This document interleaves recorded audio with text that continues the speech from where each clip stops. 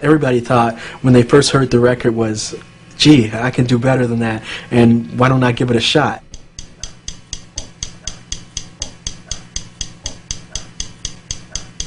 The first thing you have to do is you have to start off with a strong kick drum. And then you have to have a bass line. And from there, you build on it.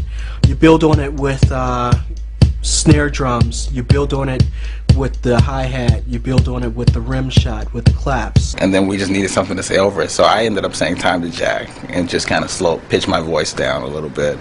And history was made. Time to Jack. Time to Jack.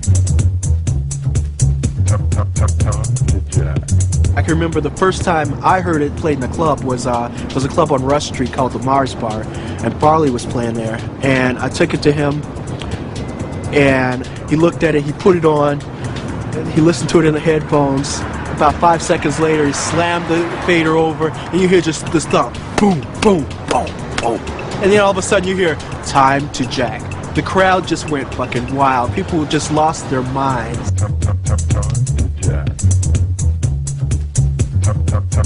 By 1985, every kid in Chicago with a drum machine was making house. For a time, Chicago house just took over. You couldn't go to a club and just not hear our music, and it was a great moment. Now it was about to take flight outside Chicago.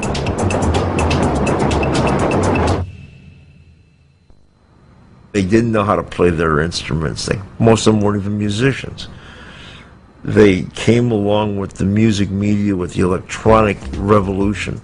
They learned how to beat out simple rhythms on the drum machines that nobody knew about. And they learned how to use sequencers when sequencers were strange toys. They were innovators, pioneers. It was just a special time.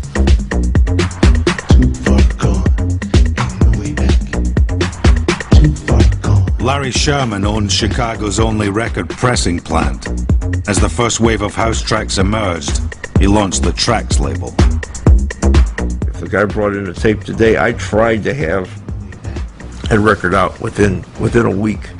That's kind of what set Trax apart, was the ability to get the materials into the marketplace. We didn't have to wait for somebody to say, well, I think this might be a good record, I might buy it. We came in and said, this is a great record and you need it. This is house. Do you like it? It's wonderful stuff.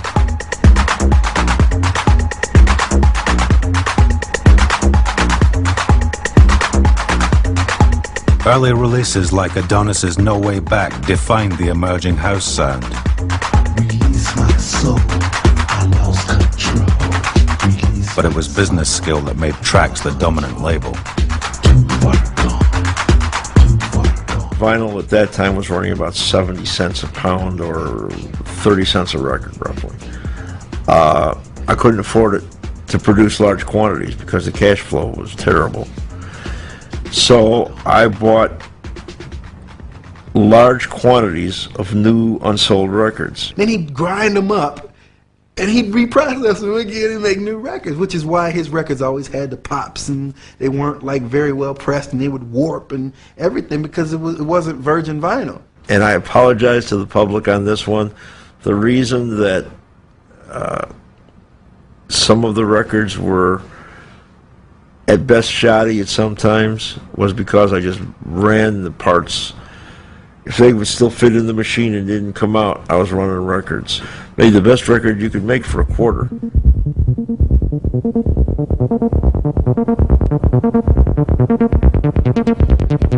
By now, club kids were firing the music's evolution. In late '85, a couple of music box fans spawned a new style of house by abusing a machine designed for karaoke. Well, basically, we started using the 303 just to try to make bass lines, because when we first started making music, it sucked. So I made this rhythm, what you hear playing right now. And it's just playing straight. He said, but I can't figure out how to work this thing. It's still doing this weird, like, sound. You know, it's like I don't know how to program it. So he's like, he said maybe you could figure out how to program it, because it didn't come with a book. And so I was like, instead of trying to program it, I just started turning knobs. I was like, ugh. And he's like, well, what you doing? I was like, I'm turning these knobs. He said, keep doing that. I'm like, I'm turning the knobs. And we just sitting there for like 30, 40 minutes. I'm just turning knobs. And like, yeah, I like that. I like that.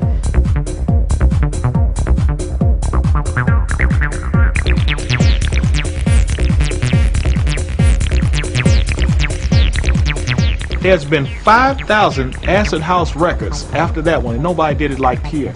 Pierre did it in a musical way that followed the mood of the song. Everybody else just turned knobs, man. No, it's never been done like that.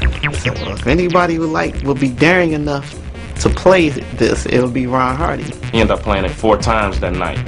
The first time he played it, the people didn't really know how to react to it. He played it again. People was looking like, I guess it's early. He playing some crazy stuff. The 4th time, they lost their mind. And that was the birth of acid right there.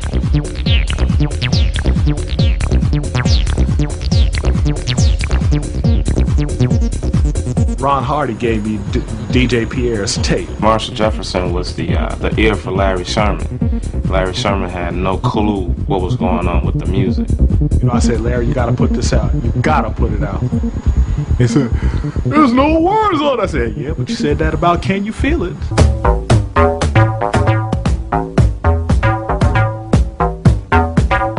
Can You Feel It brought jazz sophistication to the raw house beat.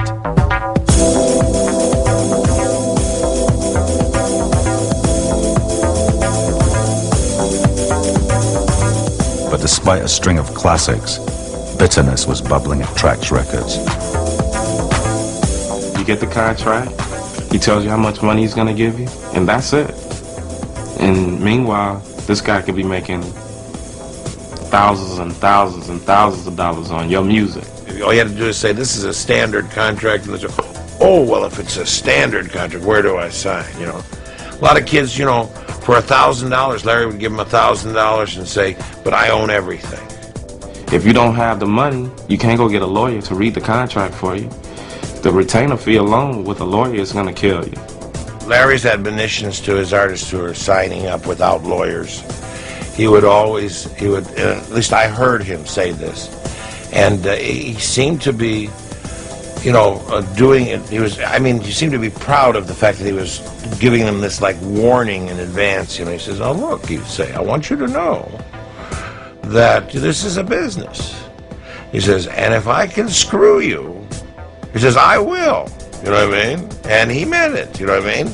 And not that he's any more unusual than any other record company, in my opinion, but I always admired him because he was honest enough to tell them in advance that, you know, you might be, you know, in for a real experience here. The pioneers of house had sold their tracks to Sherman. But as record sales boomed, some felt hard done by. I mean, what would happen is they would go there with their first record because he was only planting town. They had reservations, but the thing of wanting to get their music out was just a little stronger, and so they're trying to do the best deal that they can do. But it just wasn't good enough, you know? Larry's deal is a deal. It's an opportunity. Guys get to put records out. But you may not make any money. That's just the deal. The paperwork is right. The people got paid handsomely in the early stages. It's just a general consensus in house that they're of the opinion that they sold more records than the business dictated.